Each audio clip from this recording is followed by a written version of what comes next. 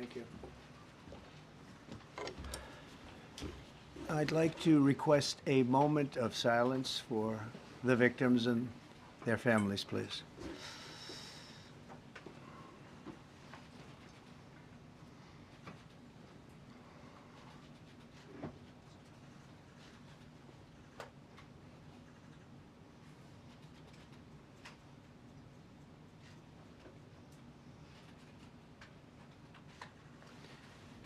Thank you very much.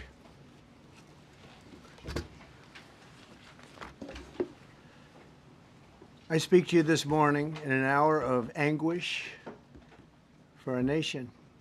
Just before 9 p.m. last night, an American Airlines regional jet carrying 60 passengers and 4 crew collided with an Army Black Hawk helicopter carrying 3 military service members over the Potomac River in Washington, D.C., while on final approach to Reagan National Airport.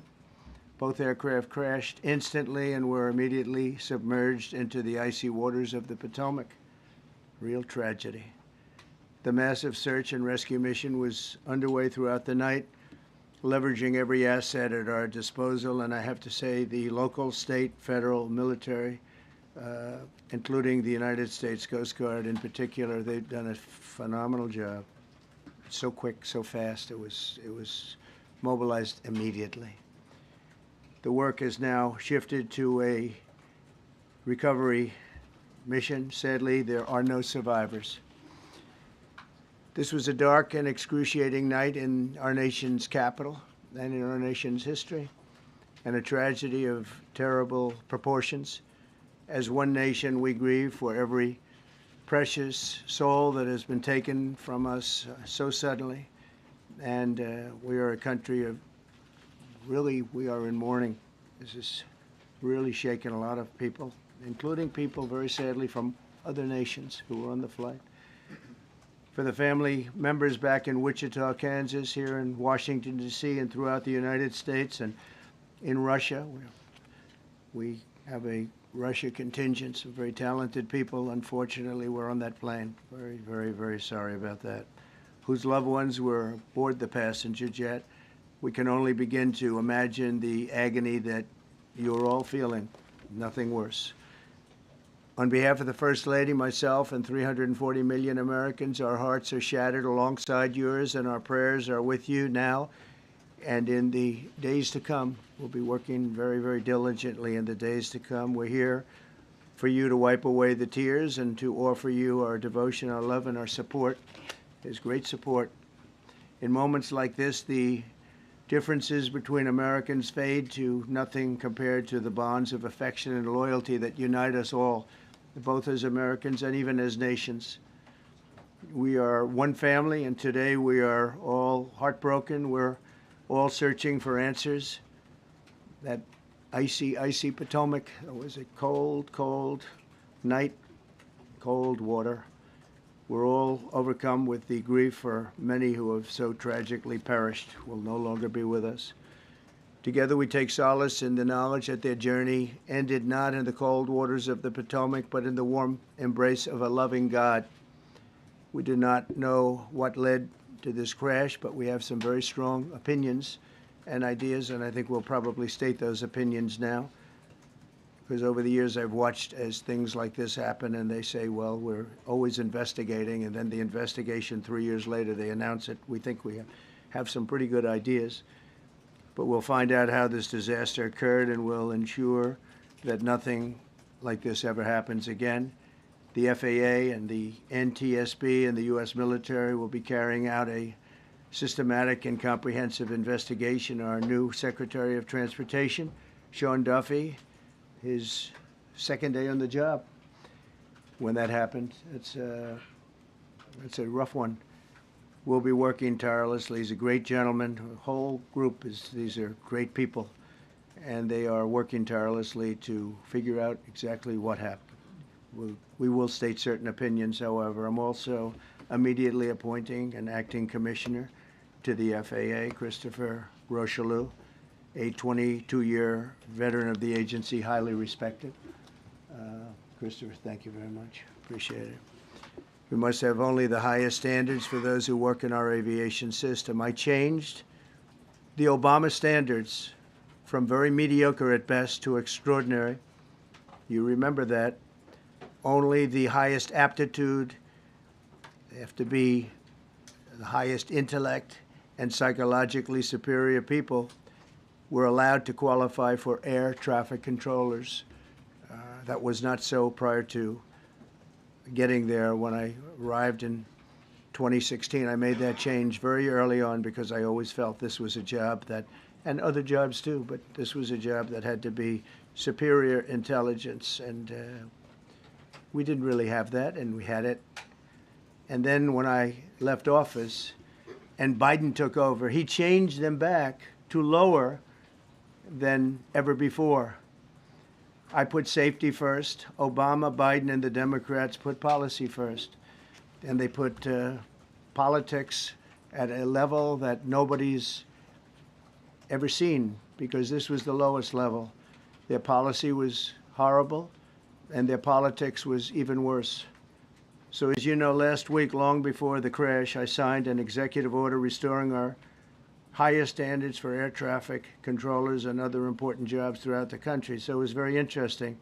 About a week ago, almost upon entering office, I signed something last week that was an executive order, very powerful, on restoring the highest standards of air traffic controllers and others, by the way.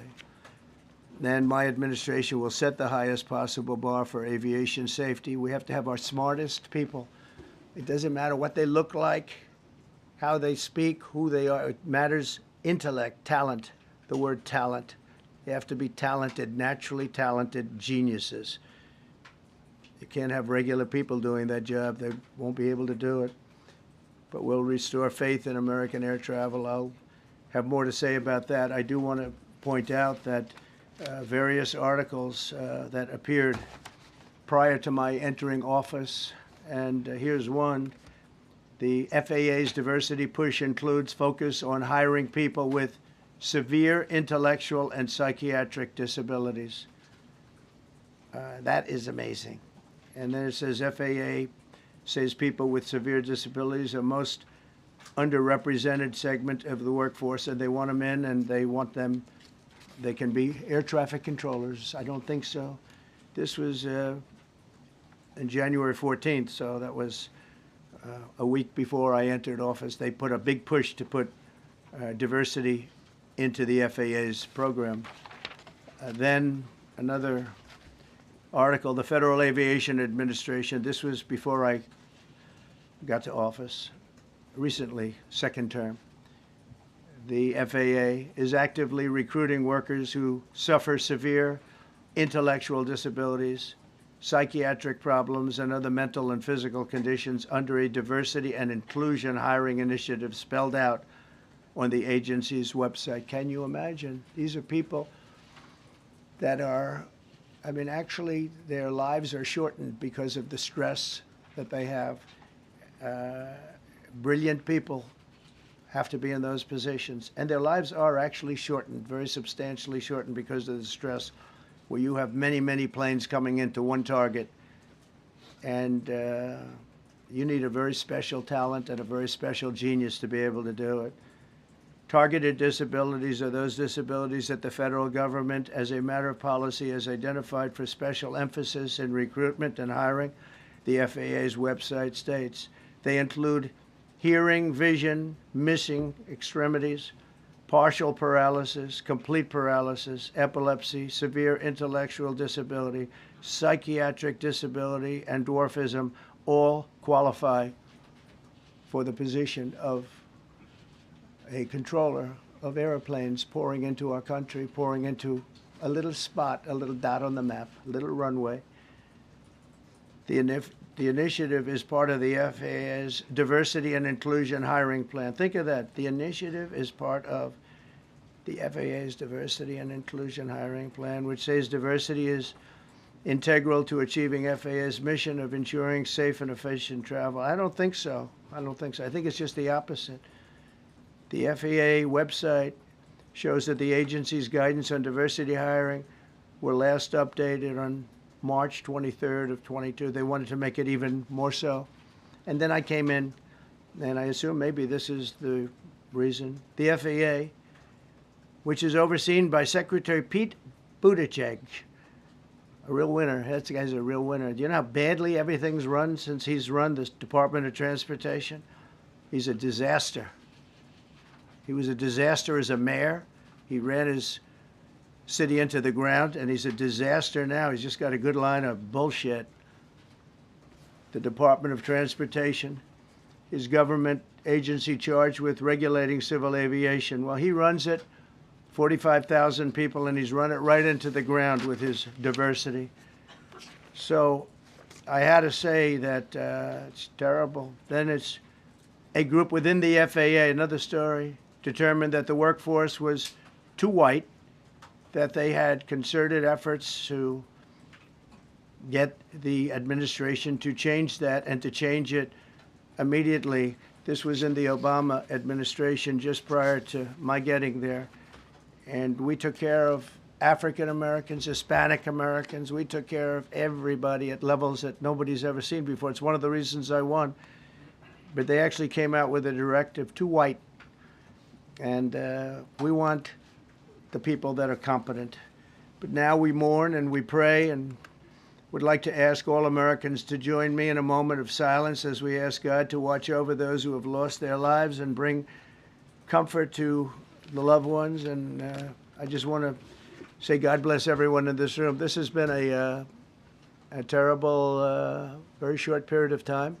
We'll get to the bottom of it. So we all saw the same thing. We've seen it many times. I've had the honor of hearing tapes. Tapes are scary, very scary tapes.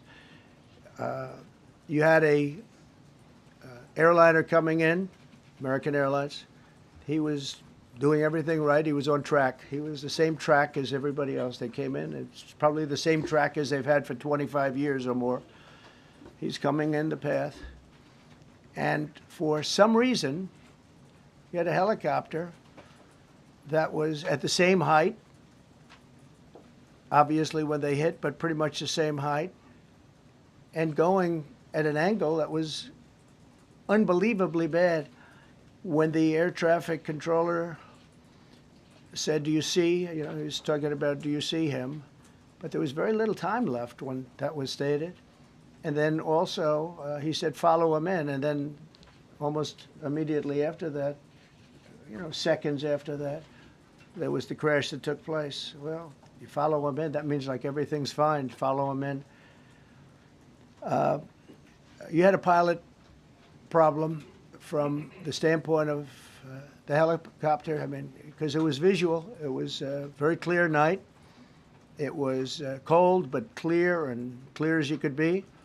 The American Airlines plane had lights blazing. They had all of their landing lights on. I could see it from the Kennedy Center tape. We had a tape up on the Kennedy Center.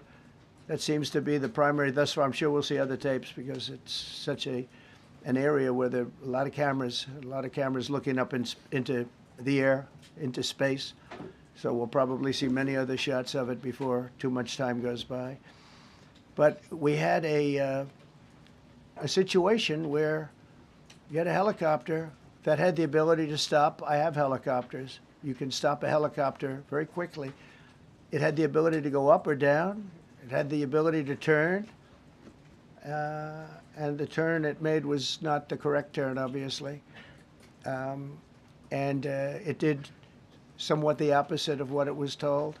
We don't know that that would have been the difference because the timing was so tight. It was so little. There was so little time to think. But what you did have is you had vision. The helicopter had vision of the plane because you had vision of it all the way, perfect vision of it all the way from at Kennedy Center where the tape was taken.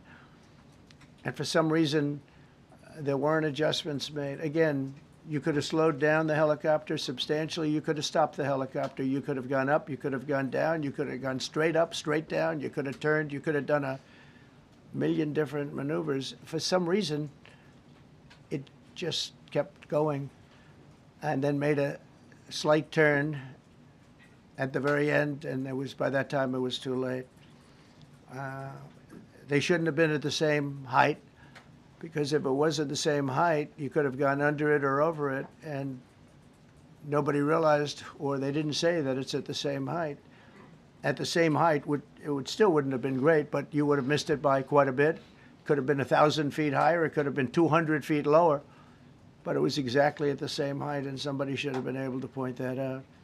So all of this is going to be studied, but it just seems to me, from a couple of words that I like to use, the words common sense, some really bad things happened, and some things happened that shouldn't have happened. So you had a helicopter going in an identical direction. You had a helicopter that was at the exact same height as somebody going in essentially the opposite direction. You had a plane that was following a track, which is a track that every other plane followed. And I don't imagine, I know I've heard today that they might have been following the preceding plane, which was pretty close, but not that close, the preceding plane. But you wouldn't have even been able to see that because of the direction that the helicopter was coming in at. So you had a confluence of bad decisions that were made, and you have people that lost their lives, violently lost their lives.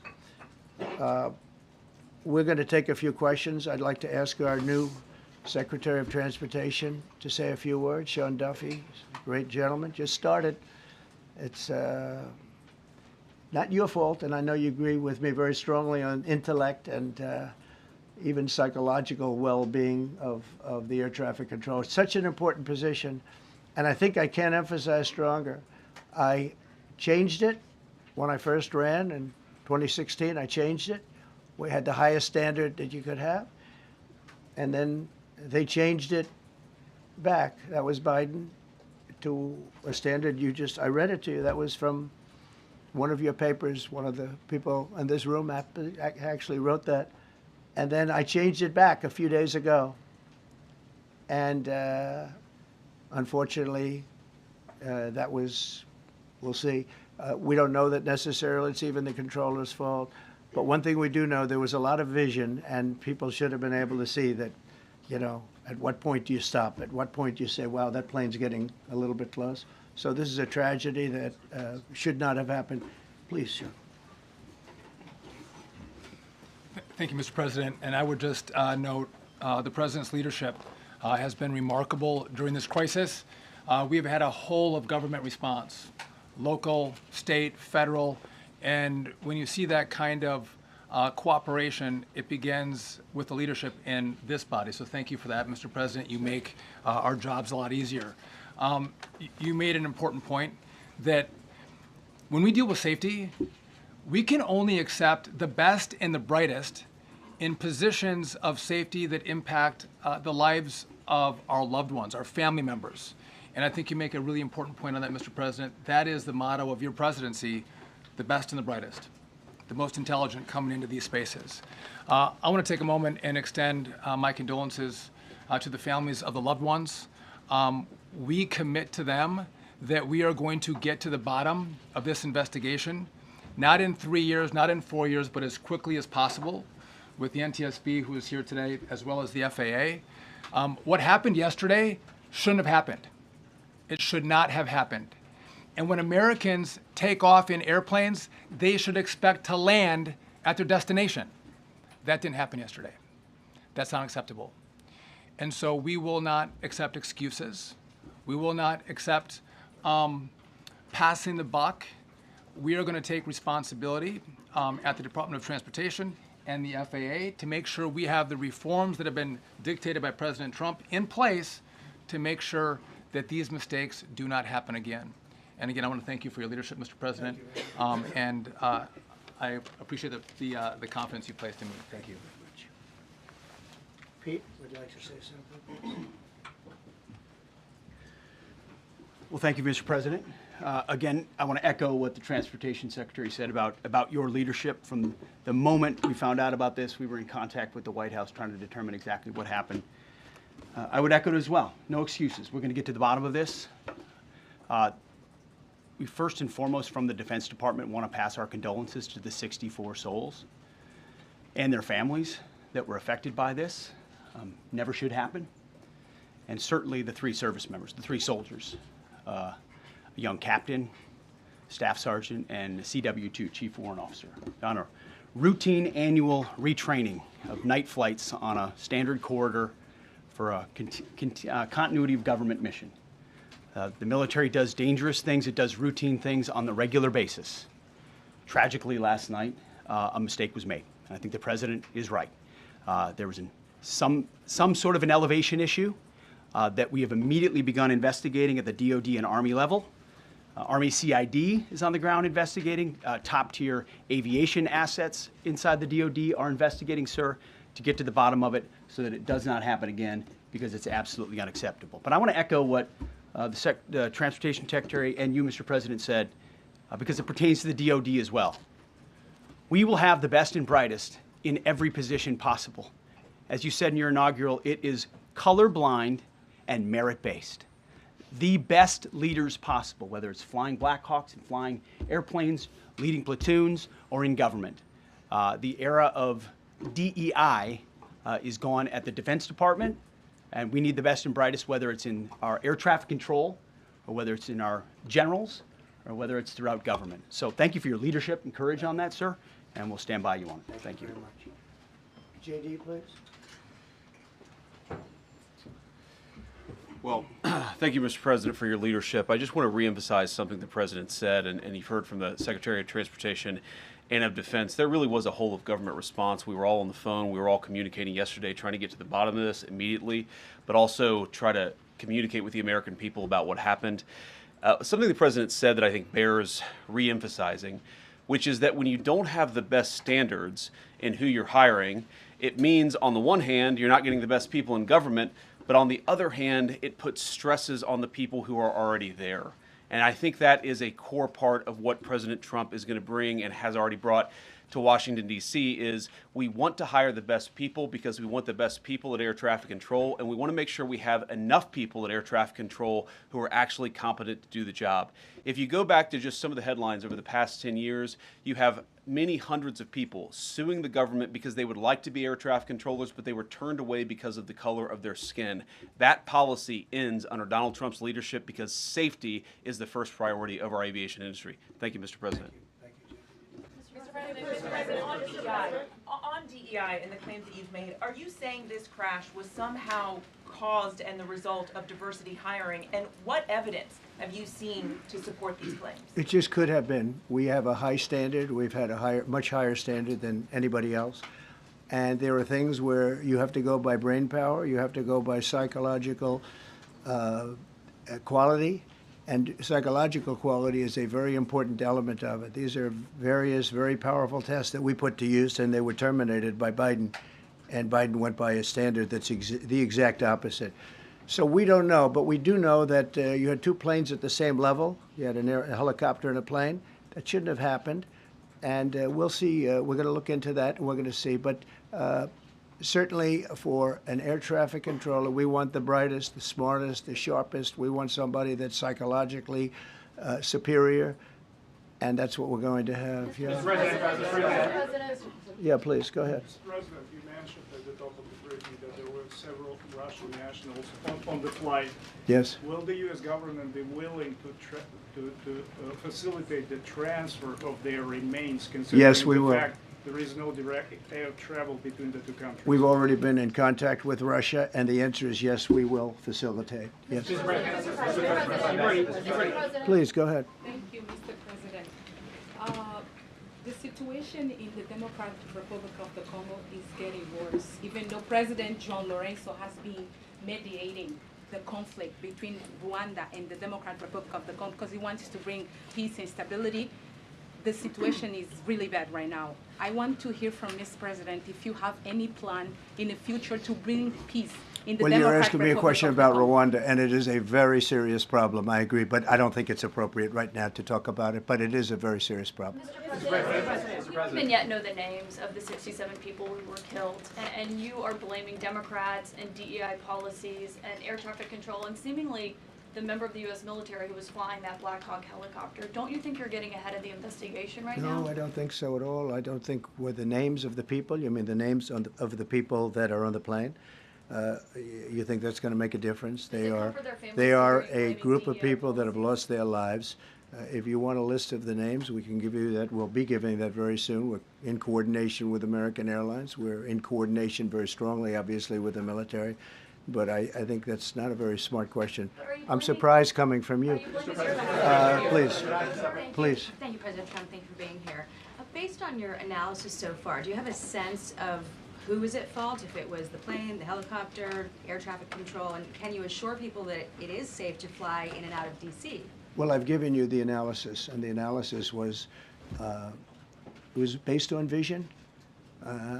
You had a lot of people that saw what was happening. You had some people that knew what was happening.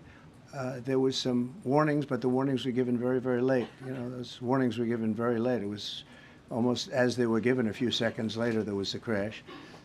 It should have been brought up earlier.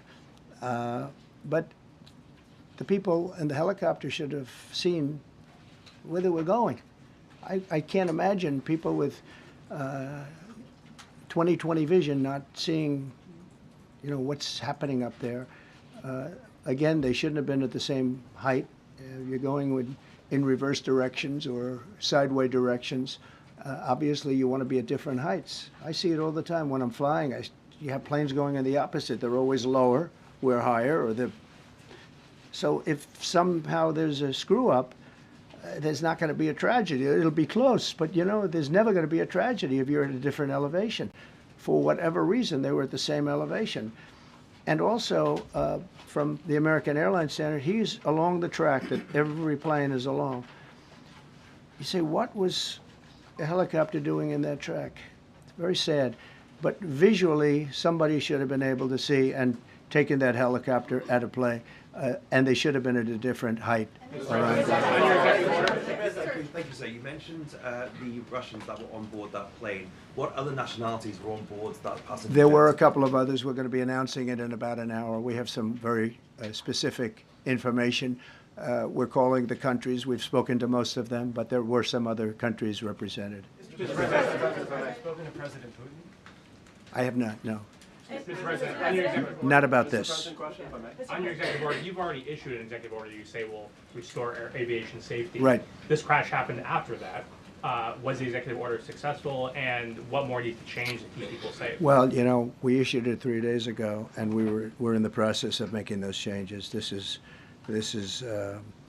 something that should have been done a long time ago. Actually, my original order should have never been changed, and I think maybe you wouldn't have had this problem. Maybe. Yeah, please, go ahead. Yes, thank you. We see like everyday life that very often those diversity hires cause sometimes issues, as you just mentioned.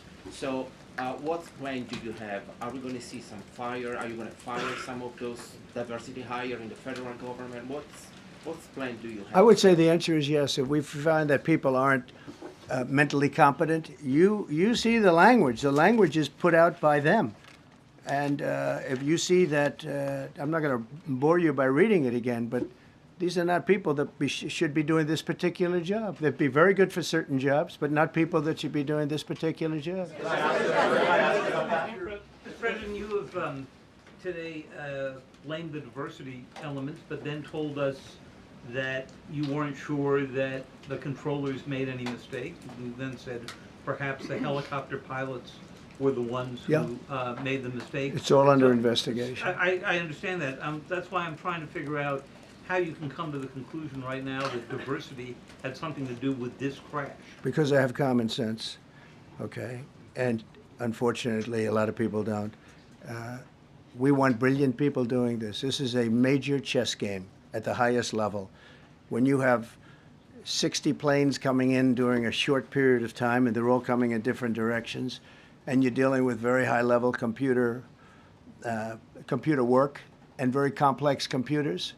And one of the other things I will tell you is that the systems that were built, I was going to rebuild the entire system, and then we had an election that didn't turn out the way it should have. But they didn't build the systems properly. They spent a lot of money renovating a system, spending much more money than they would have spent if they bought a new system for air traffic controllers, meaning the computerized systems. There are certain companies that do a very good job. They didn't use those companies. They used companies that should not have been doing it. No, I think it's very important to understand that for some jobs, and not only this, but air traffic controllers, they have to be at the highest level of genius. Okay. I want to ask you about the ice skaters in a moment because the U.S. ice skating community was affected. But first, if I can, the cited FAA text that you read is real. But the implication that this policy is new or that it stems from efforts that began under President Biden or the Transportation Secretary Pete Buttigieg is demonstrably false. It's been on the FAA's website. Who said that, you? No, it's on the website, the FAA's website. It was there in 2013. It was there for the Take entirety. a look. What I read. It was there for the entirety of your administration, Nice and too. easy. So my question is, why didn't you change the policy during your first I administration? did change it. I changed the Obama policy, and we had a very good policy. And then Biden came in, and he changed it. And then when I came in 3 days ago, I signed a new order bringing it to the highest level of intelligence. Okay. It was on the website. Please. Respectfully, it was on the website. Quiet, Thank you, quiet. Welcome back to the, I'm sorry. You mentioned that a vision was probably the problem that was at issue in this crash. There's been some reports that one of the pilots in the helicopter may have been using night vision equipment. Was there any? I heard that. We don't know. We're going to know that pretty soon. It may change your view plane if you do have the night vision. So it's very possible that could have happened. That would be maybe a reason why you wouldn't actually see as well as on a clear night. You can see sometimes better without it. I have a couple of more. Mr. President, is it helpful to have your Secretary of Transportation confirmed, and does this intensify your interest in getting other nominees confirmed quickly? Turn it. Go to what? Is it helpful to have your Secretary of Transportation confirmed, and does this intensify your interest in getting other nominees confirmed quickly as well? Well, sure. We want fast confirmations, and the Democrats, as you know, are doing everything they can to delay them. They've taken too long. We're struggling to get very good people that everybody knows are going to be confirmed, but we're struggling to get them out faster. We want them out faster. It's a good question, actually. We've been pushing Sean. Everyone knows Sean for a long time. He got many, many Democrat votes, but they want to take as long as they can. They ask questions like some of the questions that Peter would ask that were totally irrelevant and not very good questions, but they want to just keep it going. They want to keep it going as long as possible. I was very honored, actually, that you got so many Democrat votes. That was really good. That was really good. When I applied to meet with the families, and second question, is it your impression that military training was done during that time? The what? The training that the helicopter was involved in. Is it anything you can tell us about You that? don't know. These are the things that will come up with the investigation. You don't know. But the helicopter obviously was in the wrong place at the wrong time, and a tragedy occurred. Please. Question about No, go ahead, please. Thank you, Mr. President. You've been critical of the current regulations, and you've called for big reforms at FAA. I'm curious, sir. Well, I made the reforms, actually. What is your message? 3 days ago, I made the Yes, reforms. sir. What is your message then to the American public in the weeks and months ahead? Should they feel hesitant to fly? And if you could clarify perhaps something that the Defense Secretary said when he said that this helicopter was on a continuity of government mission? I don't know what that refers to, but they were practicing. They do that. They call it practicing, and they were, and that's something that should be done. It's only continuity in the sense that we want to have very good people, and that has to be in continuity, and that's what they refer to. But it was basically practice, and it was a practice that worked out very, very badly. Okay.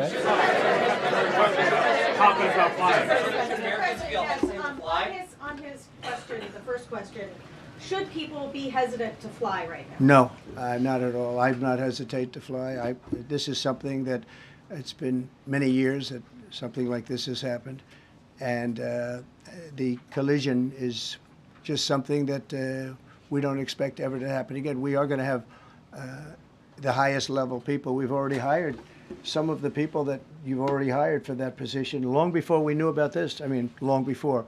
From the time I came in, we started going out and getting the best people because I said it's not it's not appropriate what they're doing. I think it's a tremendous mistake. You know, they like to do things and they like to take them too far, and this is sometimes what ends up happening. Now, with that, I'm not blaming the controller. I'm saying there are things that you could question, like the height of the helicopter, the height of the plane being at the same level and going in opposite directions. It's not a positive. But no, we're already hiring people. No, flying is very safe. We have the safest flying anywhere in the world, and we'll keep it that way. Thank you all very much. Thank you very much, everybody. Appreciate it.